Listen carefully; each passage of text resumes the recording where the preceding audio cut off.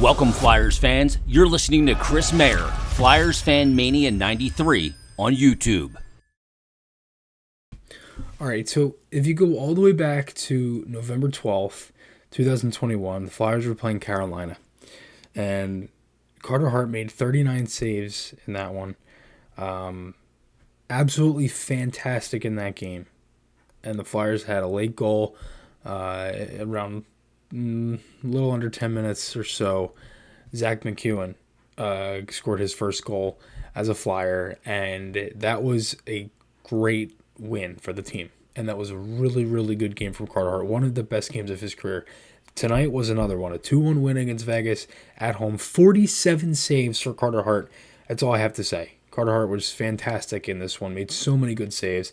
And right off the hop, Vegas with so many chances. 14 shots in the first period for them. 16 in the second. And then 17 in the third. That's how many shots in each period. And the Flyers really didn't get much going offensively. If I'm being honest, there was a play in this game, and it actually resulted in Vegas' goal. It was all the first power play of the game, and it was just a pass, Eichel to Marchessault down low right in the bumper play to Dadonov. And Dadonov shot this blocker side. And when he shoots that blocker side, Hart gets a piece of it, ends up hitting the glass. Flyers end up killing off that penalty. But that's a key detail to this game, and I'm gonna mention that in a little bit. The Flyers would score on their first shot of the game from Justin Braun, and it was kind of a weird play. Just a simple shot at the net. Really good zone entry by Lawton and Konechny. Good play by Konechny just to kind of set the whole thing up, because the Flyers really couldn't get a clean entry until this point, and they ended up scoring on the play. So it's 1-0. Couple power plays for the Flyers. Started to get more offensive momentum. Vegas took it to them in the first 10 minutes. I thought the Flyers had a really good second half of that first period. They had a lot more plays, a couple good setups as well. But going back to some other things as well, the Flyers on that first power play, they really didn't do anything with the first unit. Second unit was much better. Overall, in the last game against Chicago, the second unit was the much better unit throughout the day. They generated more of the chances, had more of the shots, things like that. And right after that, the Flyers had another good shift, and then they draw another penalty. And right as that penalty expired, the Flyers go up the ice. Again, quick up from the D to the forward. Lawton would chip it. Lindblom would be the first to the puck and wrap it around. Great play by Lindblom. He's been so good since Mike Yeo has taken over, and a lot of guys have played a lot better since then. Lindblom, Konechny, Sanheim's played better.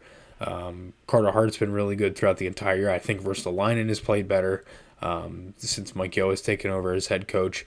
Obviously, Atkinson. I think there's been a lot of guys, and Hayes recently too. I really liked Hayes in the first period as well. So the Flyers, they take a 2-0 lead going into second period. Second period starts, it was just the same thing from Vegas. They really dominated that period. They were all over the Flyers. There was really only a handful of chances for the Flyers. Konechny had two of them right at the net. Giroux had a pass for him. That ended up being a really nice pad save from Leonard. Then Lawton hit him later. Another good pad save from Leonard. And Sanheim had a chance where just an open shot, easy save for Leonard. He saw it all the way, but nobody was there for the rebound. That was really it in the second period for the Flyers. There was nothing really else besides that. Too many men penalty on the Flyers, and same passing play that I talked about, the key detail that I had mentioned from the first period where Dadonov shot that blocker side, scores on the glove side, goes right through the arm there, and again, same kind of passing play. And again, there's a play in the first where they show it on the screen, the sequence from the whistle, and they show Mike Yeo kind of talking to the forward about that.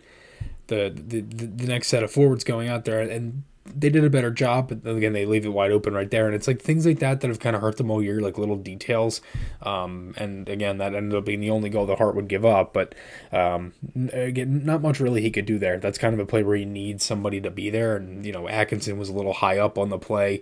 Braun, kind of you kind of go back and look at it, you see Braun kind of shaking his hands like they need help there, and they didn't get it, so it's 2-1. Flyers, again, they didn't really have many chances there. Vegas had a power play late with a handful of great saves by Hart. He was easily their best penalty killer tonight as well, along with best player. It was first star of the game, and third period was pretty much the same thing. I thought the Flyers did a much better job of just getting pucks in deep, playing better offensively, being able to create more plays in the offensive zone, and just be able to kind of take it to Vegas, where they didn't have as many chances or shots or anything like that in the latest stages of the game. But overall, I thought Lindblom had a really good game. Hayes, obviously Carter Hart.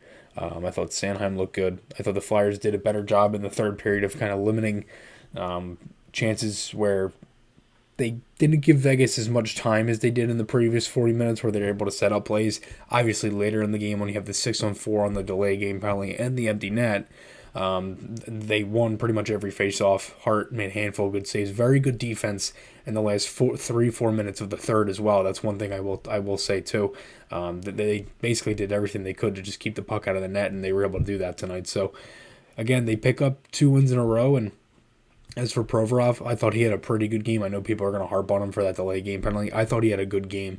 Besides that penalty at the end, obviously it's not one you want to take. Thankfully, Vegas didn't score there. And you don't have pretty much your best defenseman out there on the ice at that point. So you're looking at it then.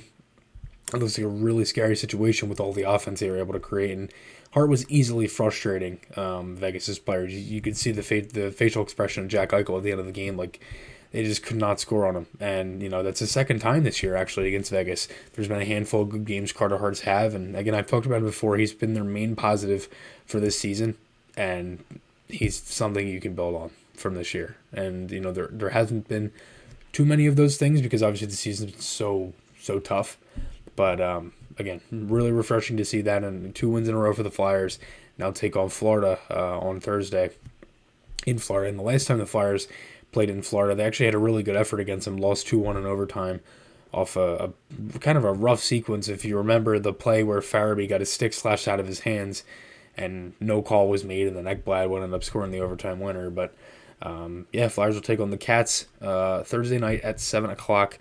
We'll see what happens. Flyers will go on the road. And one thing I do want to say too is Mike Yeo has done. I think Mike Yeo has done a really good job of trying to spark the culture, and I think he's done that. He really has. Again, I said it before, and I'll say it again. This team has played a lot better and more uptight as a group since that win against the Los Angeles Kings to break the 13-game losing streak. That it just seems like something has clicked where even though they haven't been getting as many wins, and you look at it like they're still losing, I understand that, and there's different things, but if they just had like a better roster, they wouldn't be as bad. If you look at it now, obviously, that's kind of seems like common sense what I'm talking about. But if you think about it, like if Yo had a different roster to work with, they probably wouldn't have had as bad as a record. But since the 13-game losing streak, they're 5-6-2.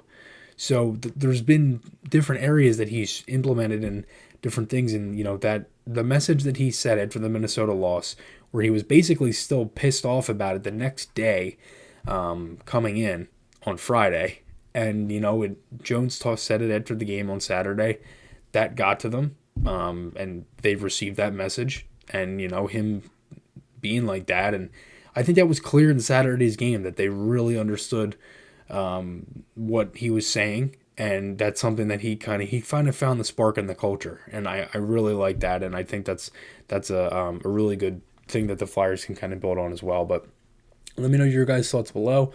Remember to check out SeatGeek and Garrett Group Construction for any home improvement needs. Links to the sponsors are in the description, along with the merch link if you want to get any of that stuff as well. Thank you guys for watching, and I'll talk to you all again soon.